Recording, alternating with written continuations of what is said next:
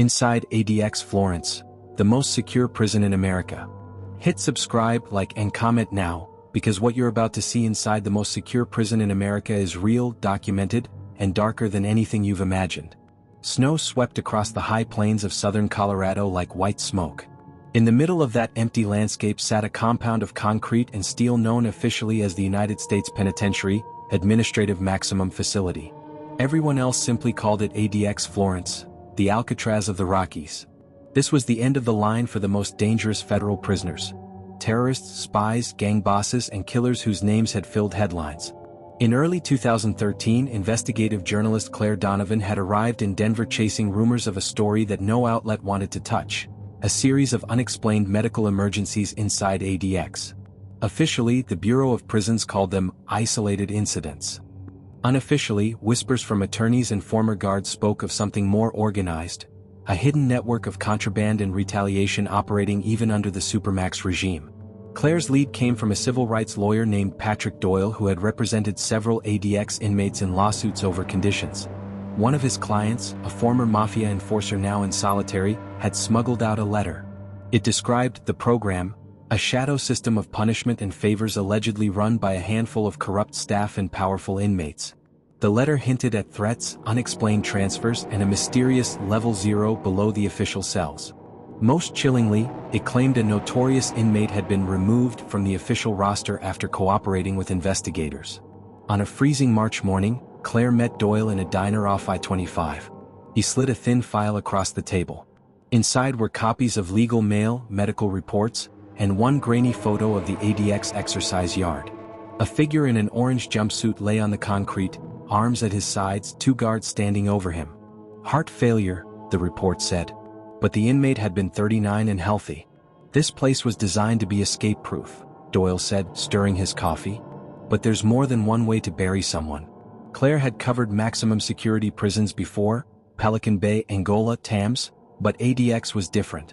Built in 1994 after the murder of two federal officers, it was engineered for total isolation. Cells with solid doors and narrow slits for windows, sound-dampening architecture, electronic movement tracking. Inmates spent 23 hours a day alone. Exercise was in a concrete pen the size of a garage. Every communication was monitored. Even guards were rotated frequently to prevent relationships. Yet the names inside read like a who's who of American crime and terror. The Unabomber, Ted Kaczynski, 1993 World Trade Center bomber Ramzi Youssef, Oklahoma City conspirator Terry Nichols, cartel bosses, mafia hitmen, gang leaders from the Mexican Mafia and Aryan Brotherhood. The idea that any organized smuggling network could exist here seemed impossible, which made it irresistible as a story. Claire filed a Freedom of Information Act request for incident logs and medical records. Weeks later, a brown envelope arrived at her apartment with no return address. Inside were photocopied pages of an ADX shift roster and a note scrawled in block letters. Unit D. Check cell 213. He's gone. 2 days later she was in Florence, Colorado, driving a rental car through blowing snow toward the town's outskirts. ADX sat a mile off the highway, its tan walls blending into the winter landscape, guard towers like blunt pencils against the sky. At the gate, signs warned of no photography, no cell phones, no weapons. She parked at a gas station and took photos of the perimeter from a distance. A white van with Bureau of Prisons plates passed her, slowing briefly before continuing. That night, in her motel room, she spread the documents across the bed. Cell 213, Unit D. She looked up the official inmate roster. It showed a man named Victor Sosa, reputed lieutenant of a Mexican cartel, serving multiple life sentences for drug trafficking and murder. But in the photo attached to the file, the man was 30 pounds heavier and clean-shaven. Doyle's letter described someone thin, tattooed, with a scar over his eye. Claire's phone buzzed. A text from an unknown number. If you want the truth, be at County Road 13, mile marker 6, 2 a.m. She considered deleting it. Anonymous tips had led her into traps before. But her gut told her this was real. She packed her camera and recorder. The road was dark, lined with bare cottonwoods. Snow crunched under her tires. She stopped at the marker and killed the headlights. For a long minute nothing happened. Then a figure emerged from the tree line, hood up against the wind. He slid into her passenger seat without a word. His hands were raw and scarred. "You're looking for Sosa," he said finally. "You won't find him in 213. You won't find him anywhere. Who are you?" Claire asked. "Call me Ramirez," he said. "I work there." "Not anymore." He told her a story in a low, fast voice, of special midnight movements, of prisoners who cooperated with federal investigators being transferred to Level 0, a basement level under the administrative wing where there were no cameras, no logs, only a handful of staff. Officially it didn't exist. Ramirez claimed Sosa had been taken there 3 weeks ago. A week later, another inmate in Unit D collapsed during exercise. Heart failure. "Why tell me?" Claire asked. "Because they're planning another removal," Ramirez said. "And when it happens no one will know. Not the courts, not the lawyers, not the families." Before she could ask more, he opened the door and slipped back into the darkness. Claire sat gripping the steering wheel, heart pounding. If what he said was true, ADX, the most secure prison in America, wasn't just holding dangerous men. It was running a hidden program off the books. Back in her motel room she wrote down everything she remembered. She compared Ramirez's story to Doyle's documents. Details matched. Times of night movements, names of guards, unexplained medical calls. She cross-checked with court filings.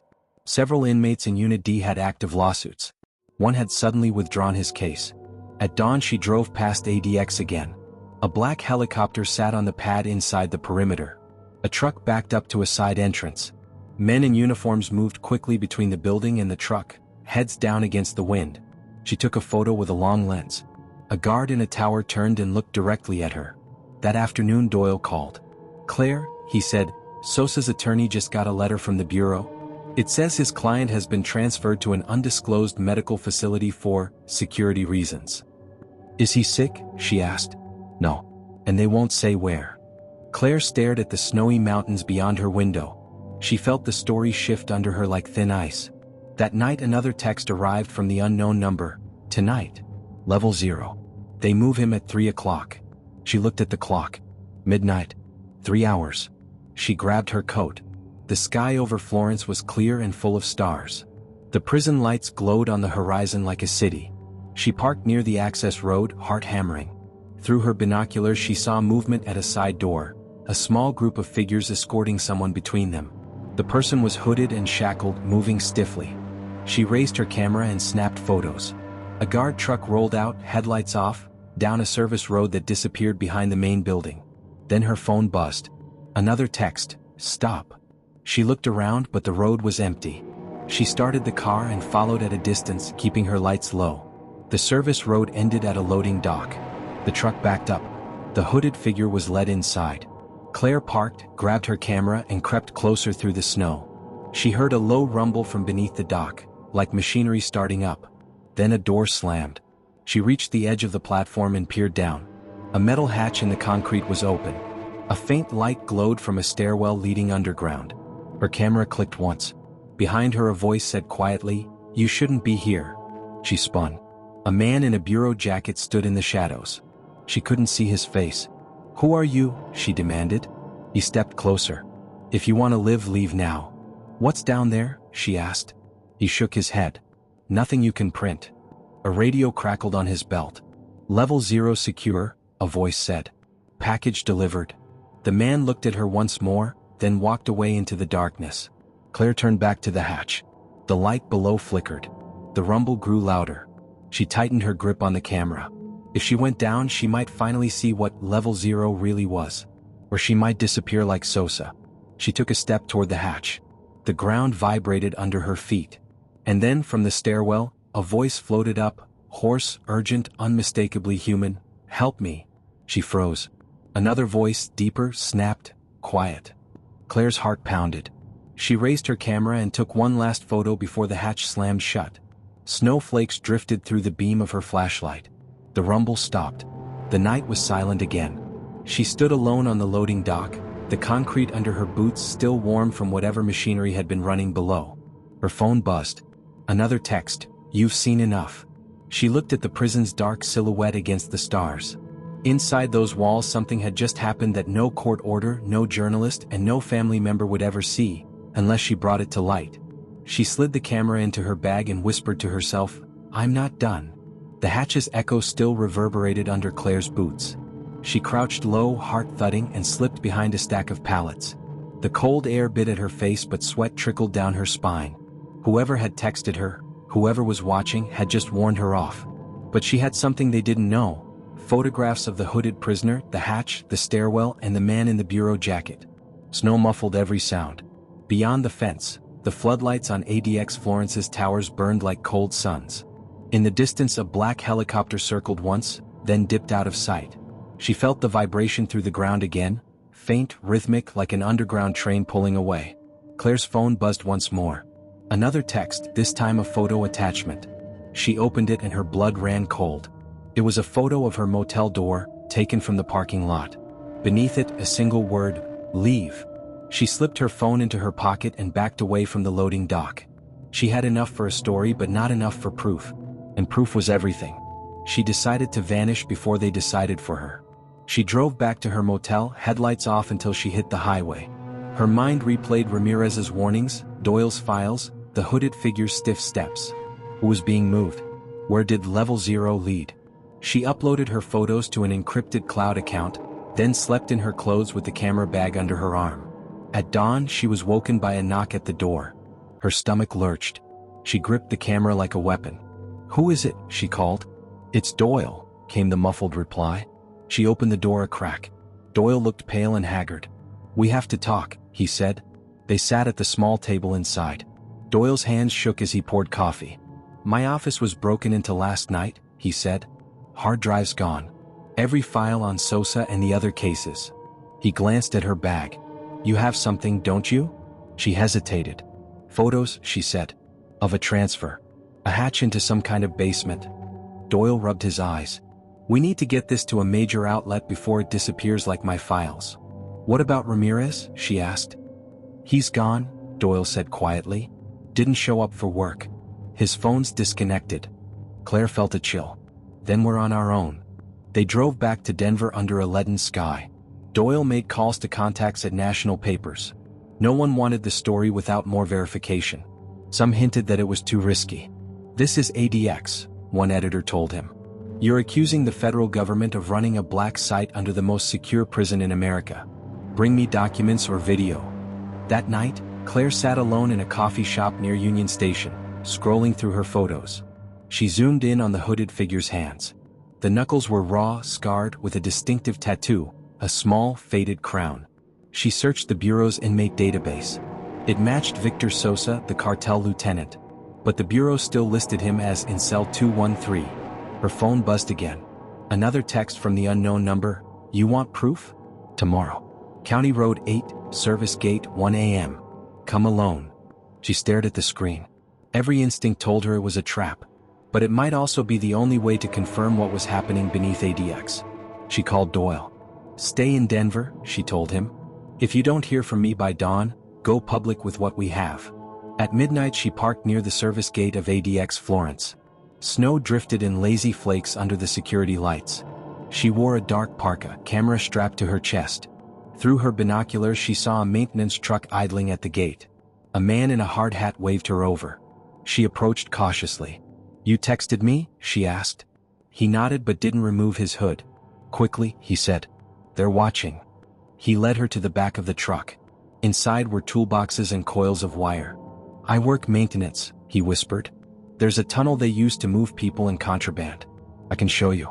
But once we go in, you're on your own." "Where does it go?" she asked. "Level 0, he said. "Below administrative wing. No cameras. No logs. Only keys." Claire's heart raced. "Take me there." He drove the truck through the gate, swiped a badge and continued to a side entrance. They parked inside a dark garage. He handed her a reflective vest and a maintenance badge. "Stay close," he said. They entered a narrow corridor lined with pipes. The hum of the prison above was muffled here, replaced by the throb of generators.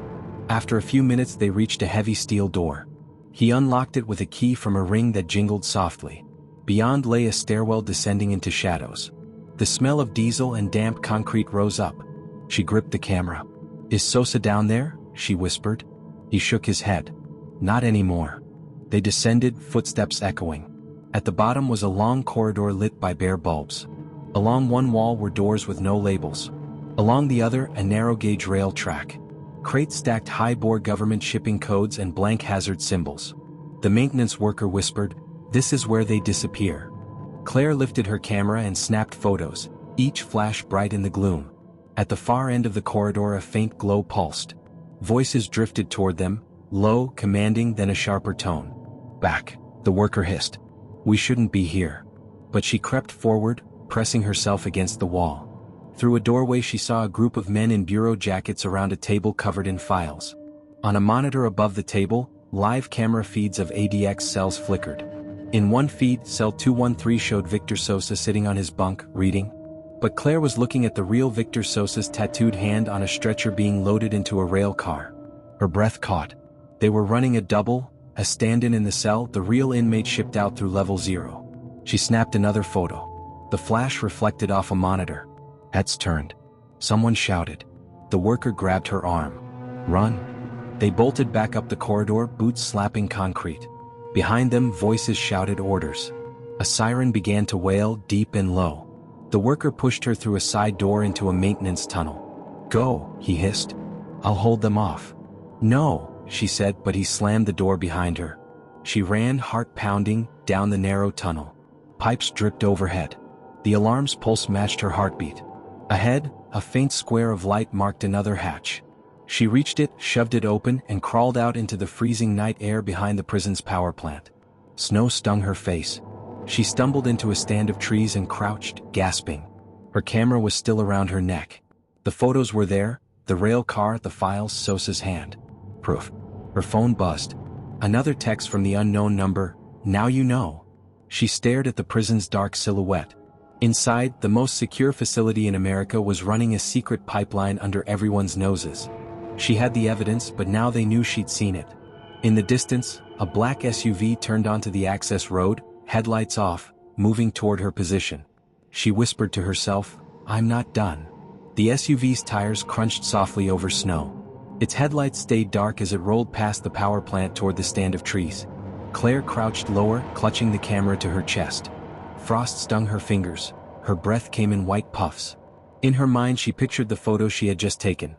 Victor Sosa's tattooed hand on a stretcher, the rail car, the men in bureau jackets watching false camera feeds. Proof, but only if she could get it out. Her phone buzzed again. Another text, "Give us the camera. Walk away." She powered the phone off and slipped it into her coat. The SUV stopped 30 feet away. Two men got out, dark shapes against the snow. One held a flashlight, the other something heavier at his side. They moved slowly, scanning the trees. Claire backed away, boots crunching softly. She knew she couldn't outrun them across the open plain. She needed a head start. She turned and ran deeper into the trees, weaving between trunks until she reached a chain-link fence at the property edge. Beyond was a drainage ditch running toward County Road 8. She scrambled over the fence, tearing her glove. Behind her a voice called, "Stop." She hit the ditch and slid down the icy embankment, landing hard. Pain shot through her knee, but she forced herself up and ran, water splashing around her ankles. The ditch curved under a culvert beneath the road. She ducked inside, crouching in the dark as footsteps crunched above. Her heart hammered. Through the grate she saw the SUV turn and drive back toward the prison. She stayed there until silence returned. Then she crawled out the far side of the culvert and climbed up to the road. Snowflakes drifted lazily in the pre-dawn light. In the distance the Sangre de Cristo Mountains glowed faintly pink. She was free for now. She walked a mile down the road to a gas station. Inside she bought a disposable prepaid phone, locked herself in the restroom and transferred the photos from her camera's card to an encrypted cloud account using a hidden USB adapter. She sent an email to Doyle with the subject line "Proof" and a link to the files. "If I don't check in by noon, publish everything," she wrote. Then she smashed the phone and dumped the pieces in separate trash bins.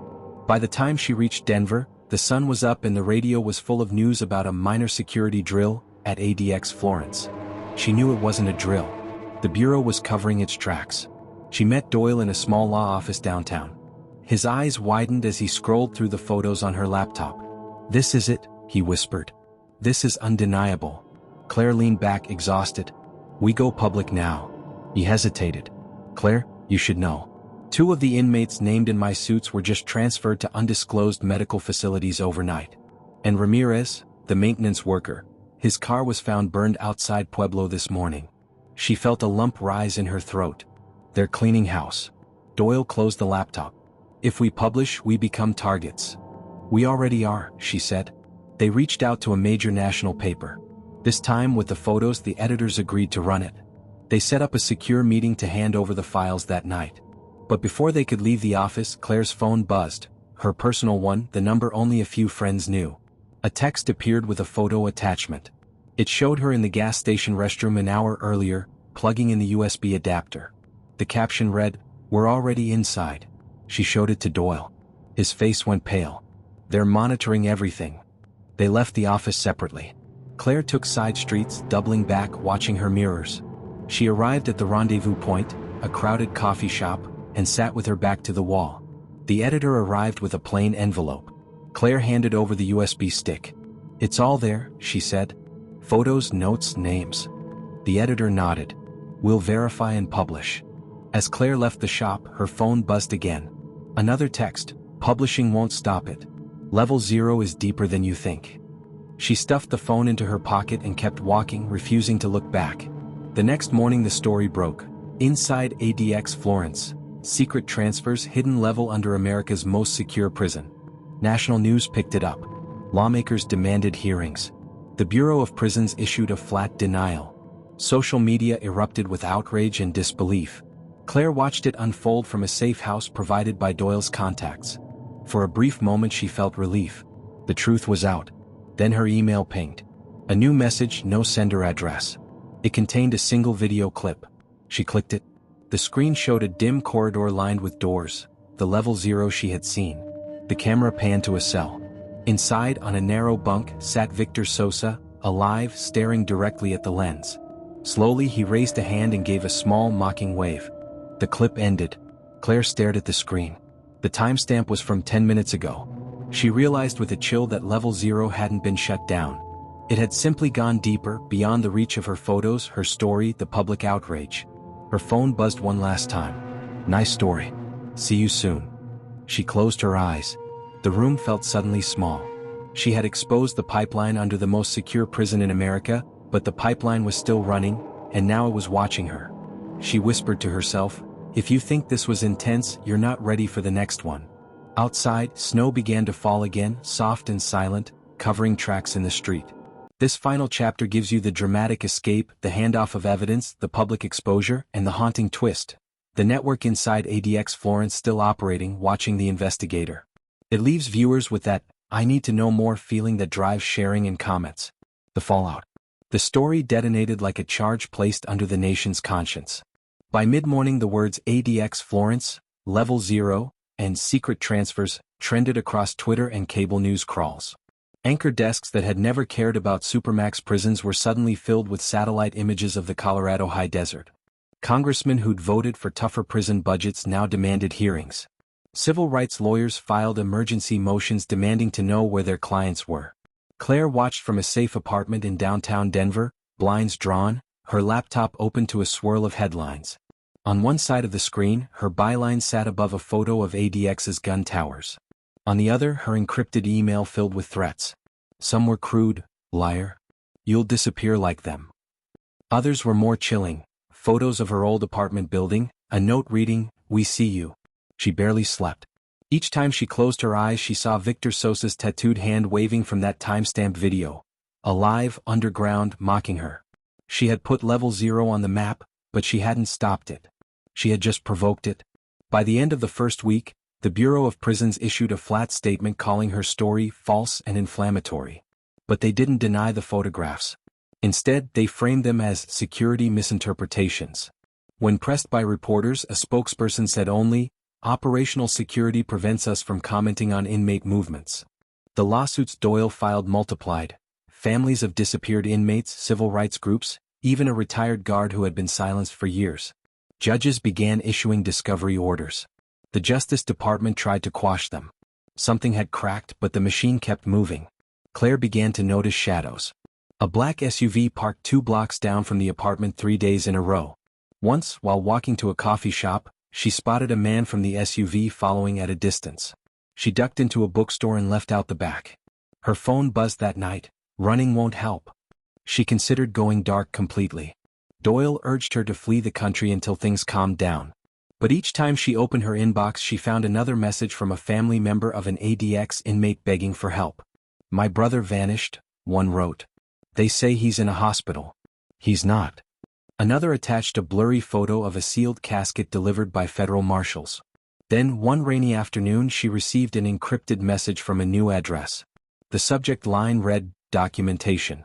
No greeting, just a single PDF attached. She opened it carefully on an isolated laptop. It was an internal bureau memo stamped confidential, a policy paper describing special administrative movements for non-standard inmate transfers. It used the phrase level 0 twice. Dates matched the nights Ramirez had described. Names were redacted, but the structure was there. A clandestine system for moving high-risk prisoners without judicial oversight. It was the missing link, a government document that echoed her story. She didn't know if it was authentic, but the metadata suggested it had been scanned from a real file. Whoever sent it wanted her to keep going.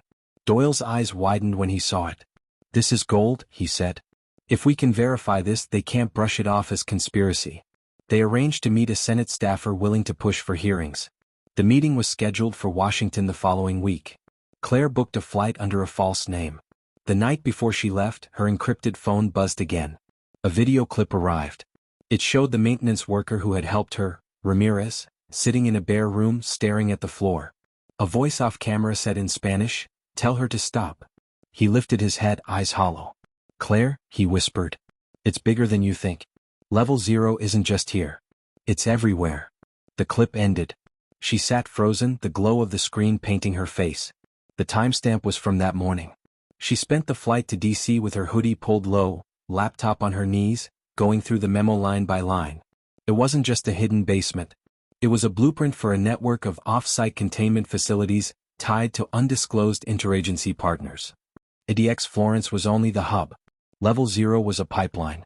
When she and Doyle arrived at the Senate office building, the staffer led them through a maze of corridors to a windowless room. "You'll need to leave your phones outside," he said. "This is secure." They laid the memo on the table. The staffer skimmed it, frowning. "If this is real, it's explosive," he said. "But it's going to be a war. The Bureau will fight, justice will fight, and whoever benefits from this pipeline will fight." Claire leaned forward. "People are disappearing. Families have no idea where their relatives are. This is supposed to be the most secure prison in America, not a black hole." The staffer nodded. "Give me a week to verify. Don't speak publicly until then." On the flight back to Denver, Claire stared out the window at the Rockies below, the flat tan patch of land where ADX sat invisible from the air. She thought of the trains under the prison, the crates, the spreadsheet of names, Sosa's mocking wave. She had gone from chasing a rumor to uncovering a system bigger than she could have imagined. When she landed, her phone vibrated with a new message from the unknown number. "Verification won't save you. You've already crossed the line." Attached was a photo of her and Doyle in the Senate hallway, taken from above. She felt the bottom drop out of her stomach. They had eyes even inside Congress. That night she moved to a new safe house, one without internet. She wrote her notes by hand, mailed them to Doyle by courier. She began to think like a fugitive instead of a reporter. Each knock at the door made her heart jump. Then, just after midnight, a padded envelope slid under her door. No return address. Inside was a flash drive and a note, the rest of Level 0. Publish now. She plugged it into an isolated laptop. Hundreds of files opened. Unredacted rosters, photos of underground rail cars, memos between agencies. It was everything. Someone inside the system had decided to blow the whistle completely. She stared at the screen. This was more than a story. It was evidence of a shadow network that reached beyond ADX Florence, beyond Colorado, into contracts and agencies she had never heard of. She called Doyle. "We have it all," she whispered. "We can bring it down." "Claire," he said softly, "be careful. Sometimes the truth doesn't set you free. It makes you a target." She knew he was right. But she also knew she had crossed a line. Families were writing her every day. Ramirez was in some hidden cell. Sosa was still underground. And now she had the documents. She closed the laptop and looked at her reflection in the dark window. Snow was falling again, soft and silent, covering tracks in the street below. She whispered to herself, "They built Level 0 to erase people. Now I'm going to erase Level 0. Outside, a horn sounded faintly, not a car horn but that same low, mournful note she had heard beneath the prison. For a moment she thought she imagined it. Then it came again, closer. She turned off the light and waited in the dark, heart hammering, as the fallout from her story reached a new and dangerous phase.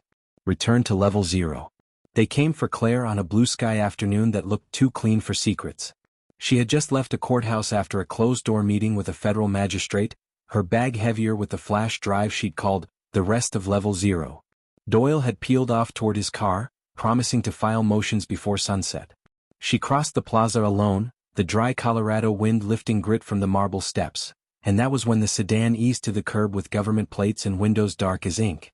Ms. Donovan, a woman's voice called even and professional. Two people stepped out, one in a Bureau of Prisons suit with the clipped posture of a warden, the other in a plain gray windbreaker that screamed federal without saying which kind. The woman lifted an ID. Interagency tasking. We need 10 minutes. Urgent matter related to your testimony.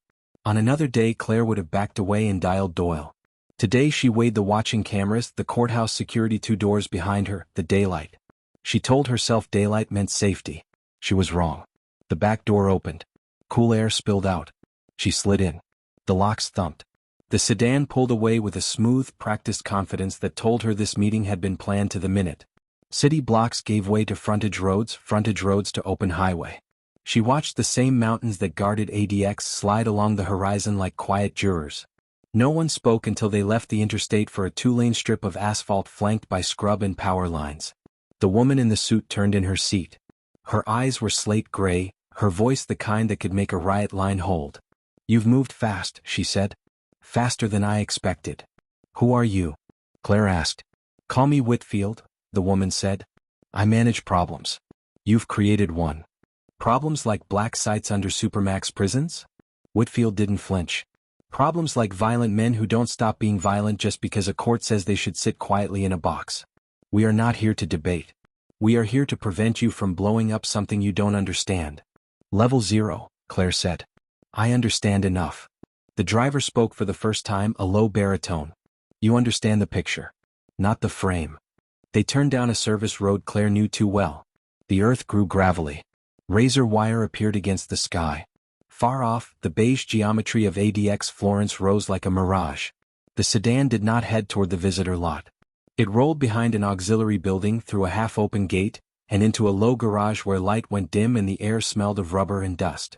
The door shut behind them with the finality of a dropped gavel.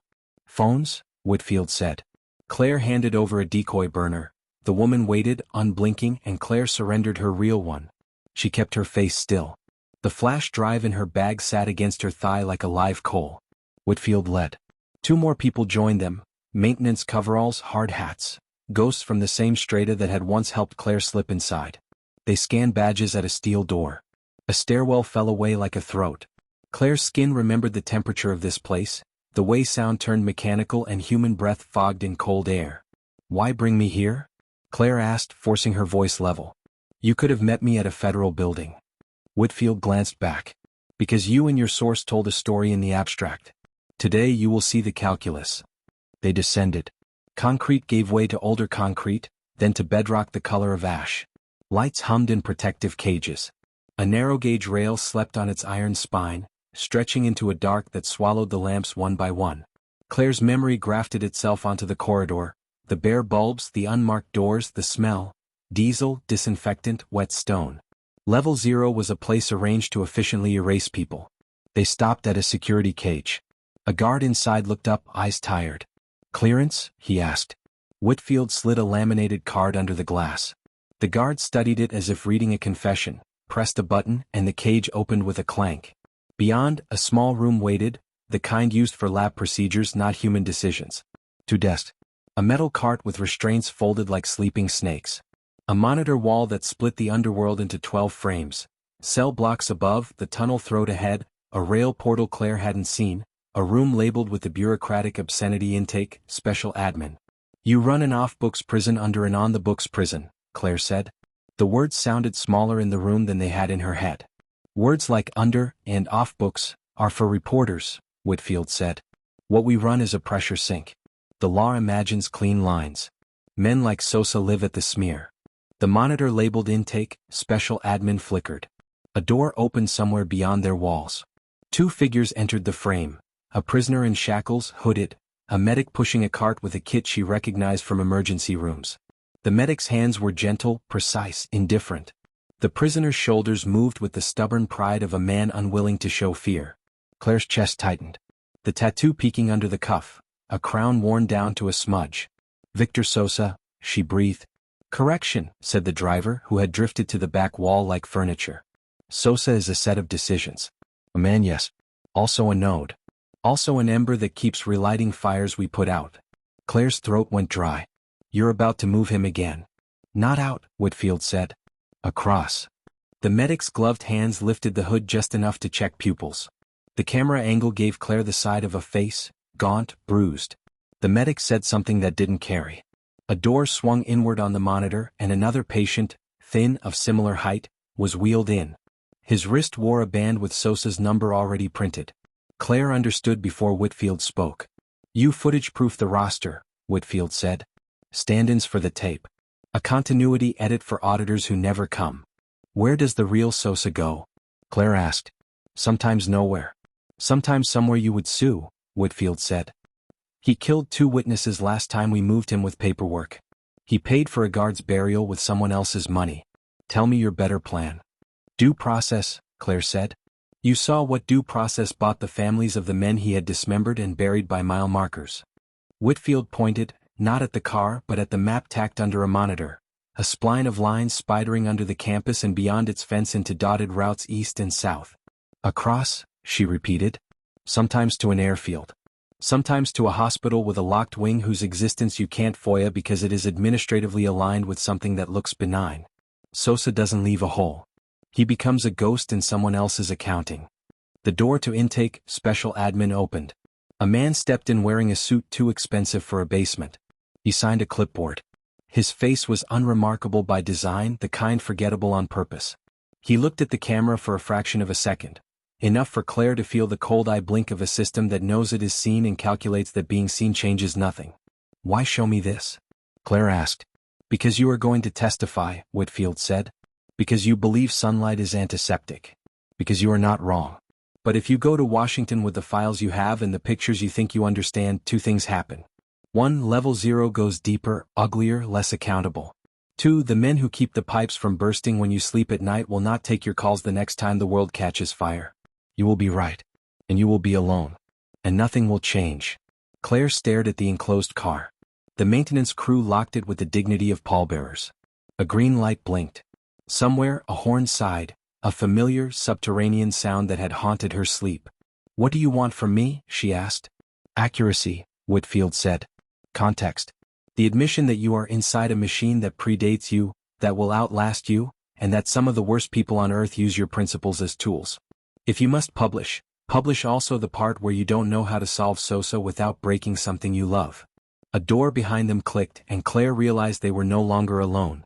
A man stood at the threshold like a question. Bureau haircut. Mid-40s. Eyes that had read too many casualty reports.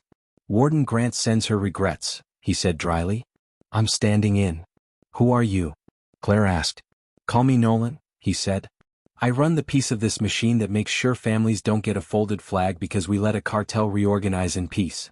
His gaze moved to the bag at Claire's feet. "You brought something." She shifted the strap. "Notes?" she lied. "We both know what you brought," Nolan said, not unkindly. "We both know you made duplicates. We both know you gave one to a Senate staffer who can't sleep now because he saw what you saw and understands. Finally, why budgets have shadows?" Whitfield checked her watch. On the monitor wall, the enclosed car began to roll, guided by gloved hands and gravity. It slid into the throat of the tunnel with the soft inevitability of a verdict.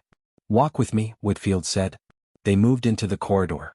Up close, Claire saw the graze marks where other cars had passed, the black skid of rubber on steel, the numerical stencils painted with a care that felt devotional.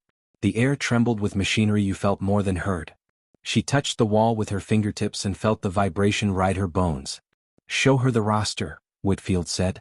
Nolan handed Claire a clipboard. The pages were crisp, columns orderly. Intake ID, chain of custody, destination, disposition. Redactions ran like blackout curtains. What wasn't redacted made her mouth go dry. Destinations that were cities but not places. Codes she recognized from agencies that never gave on-the-record quotes. The phrase medical holds paired with contractors who built disaster housing overseas. You think you're holding a prison, Claire said, hearing her voice go thin. You're holding a foreign policy. Sometimes the two are synonyms, Nolan said.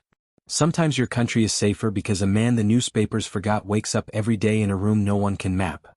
And sometimes a man who could be exonerated dies where no one can ask why, Claire snapped. Nolan didn't blink. Sometimes. They reached a junction. The tunnel split.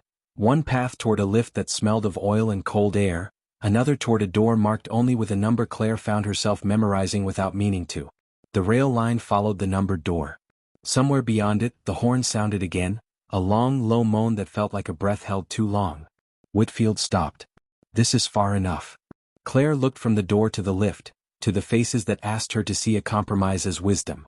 She felt the flash drive against her thigh, its weight both anchor and threat. You think showing me this will make me softer, she said. Maybe you're hoping I'll hedge my testimony, cut the edges off the story. Whitfield's mouth turned in something almost like pity. We're hoping you'll tell the whole thing. Including the part where you are not a savior.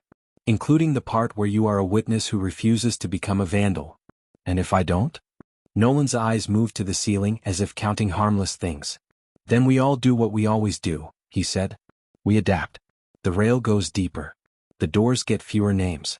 The families you care about lose the only light they had because the tunnel collapses or we brick it up to keep your acids out. Silence pressed in. Claire heard water drip, a panicked sound in a place that pretended at order. She realized then that option B, the return, wasn't a kidnapping. It was a seduction. Come look again, this time long enough to understand that your story was a blade and we will teach you how to use it without severing an artery. She thought of Ramirez and his burnt car, of Sosa waving at a camera like a man who'd beaten the system by becoming its rumor, of Doyle under fluorescent courtroom lights, briefcase full of motions that judges would read with eyebrows but not with hearts. You can't make me complicit, she said quietly. No, Whitfield agreed. We can only show you where complicity begins and where it might, if you're careful, become stewardship. Behind them, the monitor room door cracked. A tech leaned out. They need a signature, he said, holding a clipboard toward Whitfield. Chain of custody. Whitfield took the pen. Claire watched the neat square of her handwriting settle like frost on paper that would outlive everyone in the room. Take her up, Whitfield said without looking at Claire. Let her keep her notes. Let her write. But remember what we gave you, perspective. Nolan gestured toward the lift. Claire didn't move. Is there a third path? She asked. One that doesn't end with you asking me to lie by omission or me forcing you deeper underground? Nolan's smile was the saddest thing in the corridor. There's a path where you tell the truth and also admit you don't know what to do with it, he said. That path ruins fewer lives. Claire stepped into the lift. The gate rattled down. The motor engaged and the car rose through the throat of level 0, the air warming inch by inch, the lights brightening in increments like something waking. When the gate rolled back at ground level, the garage smelled of heat and sunlight and tires that had not learned to whisper. The sedan waited with its government plates and polite menace. Whitfield's hand touched Claire's bag, not to search but to feel the weight. Do your job, Whitfield said. And let us do ours. Claire walked into the afternoon. The sky was so aggressively blue it felt staged. Her phone was warm in her palm when the handler returned it. A new text glowed even before she cleared the lock screen. You went back. No number. No sign-off. No threat. Just the fact. She looked at the mountains and saw tunnels where no cartographer ever would. She saw men whose names would never appear in footnotes. She saw mothers waiting for letters that would not come and lawyers arguing in rooms where the air conditioner hummed like a held breath. Back in the courthouse plaza, Doyle stood where she had left him, coat collar turned up, eyes scanning faces the way people do when they know a story has become a storm. Well, he asked. Claire reached into her bag and set the flash drive in his hand. We publish, she said. All of it. But this time we publish the part that scares me most. What's that? That I don't know how to fix what I've uncovered, she said. And that the people who do know how to keep a lid on it might be the same people who built the pot. Doyle closed his fingers around the drive. Then we write it that way, he said. No saints. No monsters. Just a machine with too many levers and not enough brakes. She nodded. The wind lifted grit again, and for a second it sounded like a train horn too far underground to be real. Let's go ruin fewer lives, she said. Doyle laughed once without humor. That's the most honest headline we'll never get to use. They walked toward the doors together, and Claire felt the weight of the tunnel settle where fear had lived, heavy but bearable. She would testify. She would publish. She would also say out loud the sentence that had been growing in her ribcage since the hatch first slammed shut beneath the winter stars. Level 0 is real. And so is the paradox that built it. Return to Level 0. The drive back to Denver felt unreal. The sun on the highway seemed too bright after the gray tunnels. Even the cars around her looked like props. Doyle waited at the safe apartment. When she walked in, his face searched hers for answers she couldn't yet give. "Well?" he asked again, quieter this time. Claire set her bag on the table, took a breath, and told him everything she'd seen. The monitors, the stand-ins, Sosa alive, Whitfield's pressure sink speech, the map of dotted lines leading far beyond Florence. She spoke until her throat ached. When she finished, Doyle sat back and rubbed his eyes. "They brought you back down there," he said. "Why?" "To convince me," she said. "To get me to tell a softer truth." "Did it work?" She met his eyes. "It made me understand the stakes. It didn't make me complicit." Doyle slid a glass of water across the table. "So what now?" "We publish," she said. "All of it. The files, the photos, the memo, the part where I don't know how to solve Sosa without tearing a hole in due process. The part where the system isn't just monsters but a machine built to contain them." "You're going to admit that on the record?" "Yes," she said. "If I don't, they'll bury Level 0 deeper and call it reform." They worked all night shaping the story into something that couldn't be dismissed as conspiracy. Timelines, cross-referenced memos, whistleblower statements hidden in the files. Claire wrote her first-person sections in present tense, making readers feel the cold air, the vibration of the rails under their feet, the glint of Sosa's tattooed hand. She didn't present herself as a hero but as a witness trapped between principle and pragmatism. By dawn she sent the package to the national paper through an encrypted courier. This time there was no hesitation. The editors understood they weren't just running an exposé about a Supermax prison. They were running a story about the paradox at the heart of American justice. While they waited, Claire and Doyle moved to another safe apartment. Outside, helicopters buzzed over the city. On TV, pundits argued about rogue bureaucrats and journalistic endangerment. The Bureau announced an internal review but denied the existence of any Level 0. Civil rights groups called for an independent commission. Families of inmates camped outside the prison gates with signs reading, "Where is my son?" That evening the story went live. Inside ADX Florence, the most secure prison in America, and the secret level beneath it. Within hours, it dominated the homepage of every major outlet. Cable news ran her footage of the unmarked car, the stairwell, the hidden tunnel. The headline ricocheted across Europe. Hashtags trended worldwide. With the story out, threats became more direct. Claire's inbox filled with emails saying, "Traitor, watch your back," and worse. She changed hotels 3 times in 2 days. Doyle hired a security firm out of his own pocket. Then, 3 nights later, a small package arrived at the front desk of the hotel under a fake name she hadn't used since college. Inside was a single sheet of paper with a phone number and 3 words, "It's not over." No signature. No sender. She debated ignoring it. Curiosity won. She called from a burner phone. A male voice answered on the second ring. "You told your story," he said. "Good. Now tell the rest." "Who is this?" she asked. "A friend of Ramirez," the voice said. "He's alive. They moved him. He can get you documents you didn't see. But only if you meet him. No cameras. No phone." Claire stared at the wall. She had just published the biggest investigation of her career. Now the story was dangling a sequel she couldn't resist. "I'm not sure I can," she said. "Then Level 0 continues," the voice said and hung up. She lowered the phone. Her reflection stared back from the dark window, hair disheveled, eyes rimmed red, a face that had seen too much underground. The paradox Whitfield had described was real, and she was now part of it. She turned to Doyle. "If something happens, you keep digging." "You're going to meet him?" Doyle asked. She nodded. One last time. They met on a windswept overlook outside Florence at dusk. The mountains glowed orange in the last light. A lone pickup idled by the guardrail. Inside sat a man in a baseball cap and dark glasses. He handed her a plain envelope. "These are shipping logs," he said. "Dates, destinations, codes. Not just ADX. Other facilities. It's a network." Claire flipped through the pages. They were meticulous, every special administrative movement for 5 years. She looked up. "Why are you giving me this?" "Because Ramirez believed the only way to stop it was to make it visible," the man said. "He can't do it now." "Is he?" "He's in one of the lines you're looking at," the man said. But he's alive. He started the truck. You'll have one chance to publish before they change the codes. Make it count. He drove away, taillights fading into the mountain road. Claire stood alone with the envelope. The wind whipped her hair. In the distance, ADX Florence squatted on the plains, its beige walls glowing like bone. She opened the envelope and scanned a random page. Halfway down was a line item she didn't recognize. Facility 0x72/New Mexico/2025. The date was 3 months from now. Destination blank. She felt a shiver. Level 0 wasn't static. It was migrating. Back in Denver, she and Doyle prepared the second story. This time they didn't call it an exposé. They called it a map. They included the shipping logs, the network diagram, and the part Whitfield had tried to teach her. The paradox, the danger of dismantling without replacing, the risk of chaos. They framed it as a question to lawmakers, not just an accusation. Before they hit publish, Claire added a final paragraph in her own voice. Level 0 is real. It is a pipeline of secrecy running under the most secure prison in America and beyond. It was built to contain monsters. It became a machine without a name. Exposing it is not enough.